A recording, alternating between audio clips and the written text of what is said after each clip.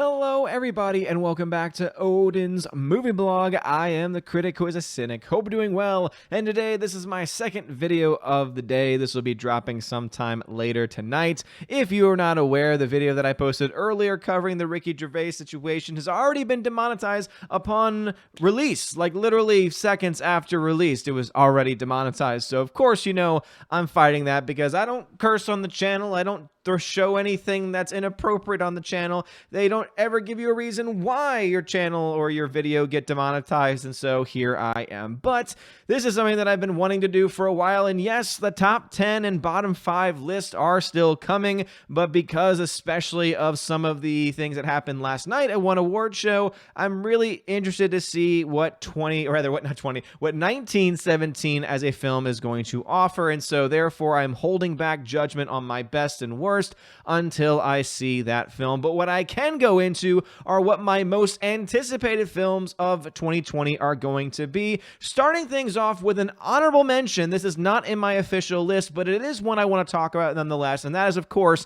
Sonic the Hedgehog. Now, this might not seem like everyone's top choice as far as films that you might actually want to see, but when you remember that this film was supposed to have come out last year, and the first trailer comes out, the first trailer is terrible, and all of us were very much in uproar, especially anyone that's a Sonic fan was like, whoa, what the hell is this? Are you seriously trying to push us down our throats? The video itself, the trailer, had the most dislikes. One of the videos with the worst dislike to like ratio of all time, and sure enough, guess what happens? The director hears it. He says, hey, we are hearing your criticism. We're gonna pull this back. We're not gonna have this movie come out when it's supposed to. We're gonna push it back several months, and we are going to fix the effects. The new trailer came out, and sure enough, the effects have been fixed. That ratio was significantly better, and because you had a director that instead of going after fans, being critical of fans like others we have seen in the past when people don't like their films, instead what he decided to do was say, nope, we hear your criticism. Obviously, it's very important to you. We want you to see this film. We want you to enjoy this film, and so we're going to go back to work, and they've seemed to have fixed it. So I'm actually planning to see this film opening night simply because, not because I want to see it as a story, not because this has always been on my radar. I've never been sitting around saying, oh my gosh, yes, just what I needed, another Sonic live action movie, but simply I'm going to support it because I want to support this director and the choice he made, and hopefully the rest of the people around me do the same, so that way we can show Hollywood, hey, if you make a mistake and you admit that mistake and then you try and do better, guess what? That is just as important in some cases as actually giving us a good movie. Does that mean I think this is going to be a good movie? Not necessarily. I still have a lot of reservations about it, especially when you have frickin' Jim Carrey playing Dr. Robotnik. I think it's going to be quite a cluster as far as the story goes, but I'm going to support it nonetheless because I got to support a director that stood up to face an adversity and said, I hear you, I listen to you, and we're going to make a change, and hopefully the rest of Hollywood can hear that. All right, now going into my actual most anticipated films, so that's an honorable mention for me, but these are my list of films that I have 1, 2, 3, 4, 5, 6, 7, my top 7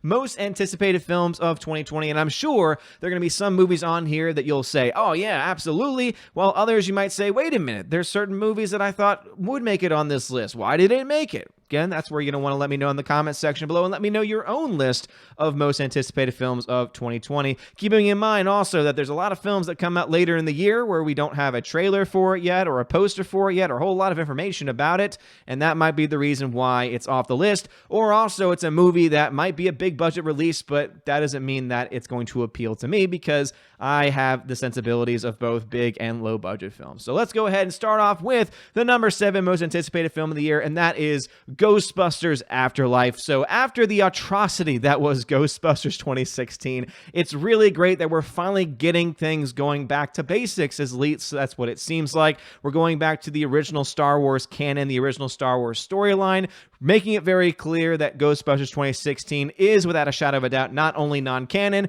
but also in its own separate universe, and is not being acknowledged by this film, and hopefully is just ignored and falls into obscurity, which is pretty much what it has done to this point. But the fact that you can still pick up copies is still not good enough. I want that film just to be erased from film history because, dear Lord, that film had no reason to exist. It was basically, hey, let's make an all-female version of this, And that was the plot point. This, on the other hand, says, hey, let us go ahead and take the concept of a 1980s vibe, which is very hot right now. Look to things like Stranger Things as being a great example of that. Let us hire one of the kids from Stranger Things and Finn Wolfhard, bring in a couple of likable people like Paul Rudd, and see what we can do. So it'll be very exciting to see another trailer. So the first trailer's already out, and it does leave out Dan Aykroyd and Bill Murray, but the next trailer, I'm sure, will definitely have them appear at some point. So I'm very excited to see them wearing the suits, going back into the ghost busting, and also seemingly setting up Ghostbusters for a new generation. If you want to be able to set up a story for a new generation, this seems to be the way to do it, not what you did in Ghostbusters 2016. So Ghostbusters 2020, or now Ghostbusters Afterlife, has an interesting concept. Again, it deals with the events 30 to 40 years later. You have people in the movie that are going to be related to the actual Ghostbusters and are going to be watching old footage, things like that. I think you could have a lot of fun. Also, when you have the Reitmans involved, both his son and his father involved in the making of this film, who, again, his father, Ivan Reitman, was one that was a part of the original project. That, of course, also has me excited as well, because it tells me it's probably going to be pretty spot on, and at the very least, respect the lore. Again, the director himself has said, I want to make a movie for the fans, and that's what fans want. We want movies with fan service that are also well done. So this one looks pretty damn exciting. Coming in at number 6, Bill and Ted Face the Music. We don't have an official poster for this yet, or an official trailer, so right now I'm just showing you one of the early images from that. That is indeed Bill and Ted inside the phone booth once again, and this is a movie I didn't think I wanted. But I think based on the early plot points about now they have kids, and now the future that was once set and had been established in the previous films is no longer seemingly in place, and now there's some timeline craziness going on, and maybe they're going to play around with some alternate realities, multiverse type thing. I'm excited for this movie. I love Keanu Reeves. I think that Winter also is a great character actor with Keanu Reeves in this, so it'll be very exciting to see it. Is it going to be on everyone's top 10, or is it going to be on everyone's most anticipated list? Maybe not, but I am a huge Bill and Ted fan. I still love, to this day, both Excellent and Bogus Adventure. I mean, the whole thing with Melvining Death gets me every single time. You might be a blue or a cedar street sweeper, but you mess with me, you get with the Reaper. I don't know the line to it, but that whole thing, the dude that plays something Sadler, who plays Death in that movie, fantastic. He's back in this, and so it looks like it's going to be a reunion film. It looks like, hopefully, it's the only film, because as long as it just stops here and does not try to become a new franchise, this film could be one of the best films of 2020, or at the very least, one of the most entertaining films coming in. So coming in at number 5 for my most anticipated movies, it is Dune. That's right. The reason why Dune is on my most anticipated list, because as you can see, we don't have a poster for it. We don't have any stills from the set, so it seems like they're keeping things very, very hush-hush on set, at least right now. I believe they're in principal photography, so I'm sure we'll be getting leaks from the set very soon. But I'm a huge fan of Denis Villeneuve, who has done films like Arrival, the original Sicario film, Prisoners, Enemy, and many, many others, and Blade Runner 2049, which I like all of his movies for a variety of different reasons. I think that this dude works very well with cinematographers. I think that together they create some of the prettiest looking films that have ever been put to now the digital format. I would love to see this dude work with actual film, though, and that is the reason why I'm so hyped on it. I've never read the books. I've only seen a little bit of the original film, and so basically this hype is based purely on the fact that I know it's an epic. People that follow the channel are obsessed with Dune and saying they're very excited for it as well, and I'm a huge fan of Denis Villeneuve, so that to me is a selling point for it. So even though all we got is the slate here, I'm already pretty excited for it, and so that cracks into my top 5 most anticipated films of the year. Coming in at number 4 is another film that I never thought I would want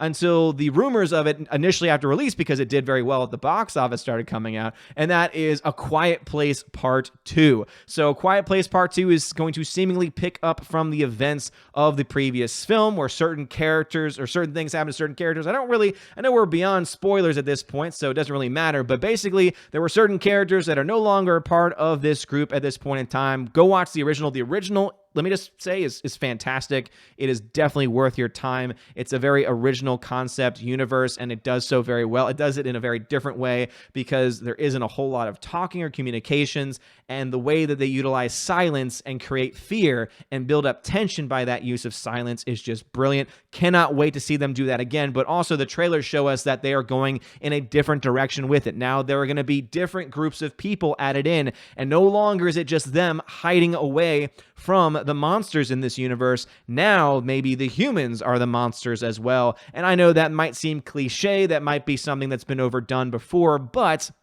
I think that if you're going to make a sequel to this franchise and continue this franchise, you got to add elements like that to keep things interesting.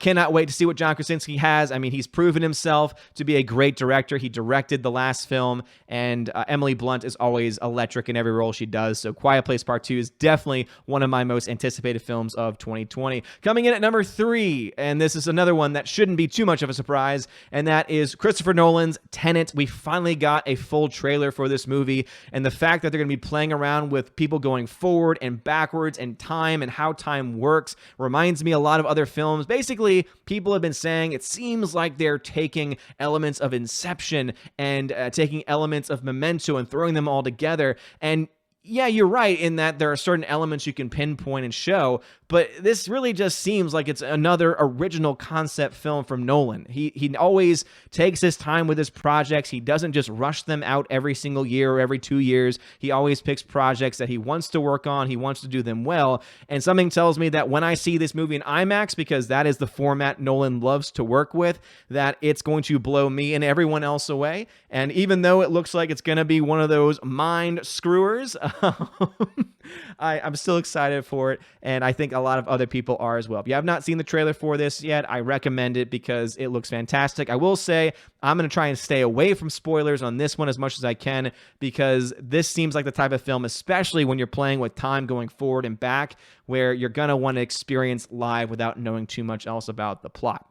All right, coming in at number 2 is a film that I'm excited about simply because the first film had a lot of potential, and I honestly think this film can exceed that potential, and that is Wonder Woman 1984. I freaking love this poster, by the way. I think this poster is very, very well done, and I'm very excited to see Gal Gadot once again take on the mantle of Wonder Woman. I thought she was great in the first film. Were there issues in the first film, especially with the CGI? Absolutely. There were some plot issues as well, some pacing issues, but for the most part, it was a solid B- movie. Some people might agree with that score, some people might not, but there was a lot of good things there. And if I know anything based on the interviews with Gal Gadot, with Patty Jenkins, they are aware that their film is indeed not perfect and that they are willing to build upon that. And also, they can take criticism. And what I love especially about Gal Gadot and Patty Jenkins working together is that anytime anyone tries to throw in some type of woke narrative,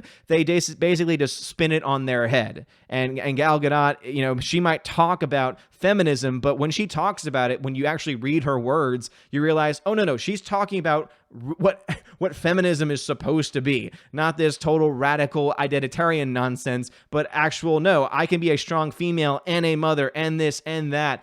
And it's great. It's wonderful. So I'm very excited to see what she's going to be doing in this film. 1984 looks fantastic. Very excited to find out what happened with Steve Trevor and all that nonsense, because obviously that's going to be a major plot point. Maybe that could be a potential plot contrivance or something to that effect, but I'm excited to see what happens with it nonetheless. Very excited to see what Patty Jenkins and Gal Gadot have to do. And coming in at my number 1, which is not on some people's top 10 list of the year, but ever since I saw the first trailer, I was immediately hooked, and that movie, to no one's surprise, I expect, is of course the movie Top Gun 2, Top Gun Maverick. I mean, the first trailer, when you see all of the jets flying, when you see that there are actual cameras that are attached to real-life fighter jets, and that you find out later on, especially, Tom Cruise is flying one of those jets while being filmed, I was immediately blown away. And I liked the original Top Gun film a lot,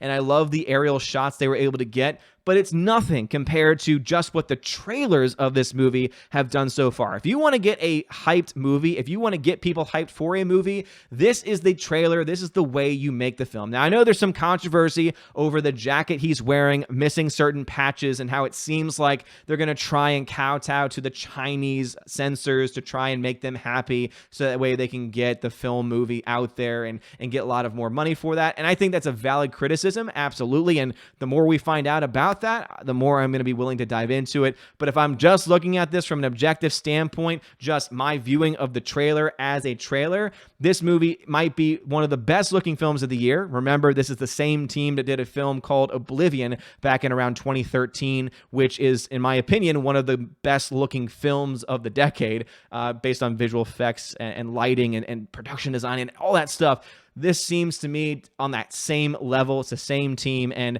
I just can't wait. I think that I'm going to be seeing this in IMAX. I'm assuming it's going to be releasing in IMAX, and I'm just going to be blown away by the visuals. Even if the story is not very good, which, hey, there's a chance that the story could be good or could be bad. I think at the very least already I'll be able to step back and say, you know what?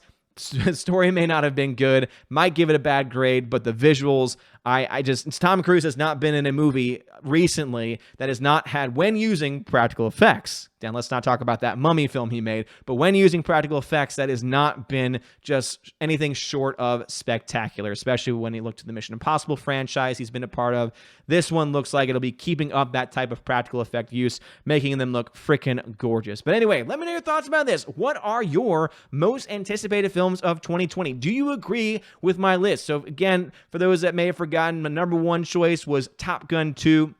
Number 2 was Wonder Woman 84. Number 3 was Tenants. Number 4 was A Quiet Place Part 2. Number 5 was Dune. Number 6 was Bill and Ted Face the Music. Number 7 was Ghostbusters Afterlife. And an honorable mention goes to Sonic the Hedgehog. And again, it's out of respect for the director actually listening. So let me know your thoughts about these and all the things we talked about, especially any of these movies, and whether you think they should be on this list or should not be on the list in the comment section below. If you like this video, please make sure you smash the like button if you want to support the channel, because obviously most of y'all know and are aware that YouTube's terms and conditions have been changing, which is going to affect the way the algorithms work, but also the way that ad rates work as well. So if you want to continue to support my channel to allow me to continue to do this type of work, please consider becoming a Patreon or Subscribe Star member. Check the links out in the description of the video. Or if you want to buy a t-shirt, that way you actually get something physical out of it, you can actually go to the Teespring or TeePublic store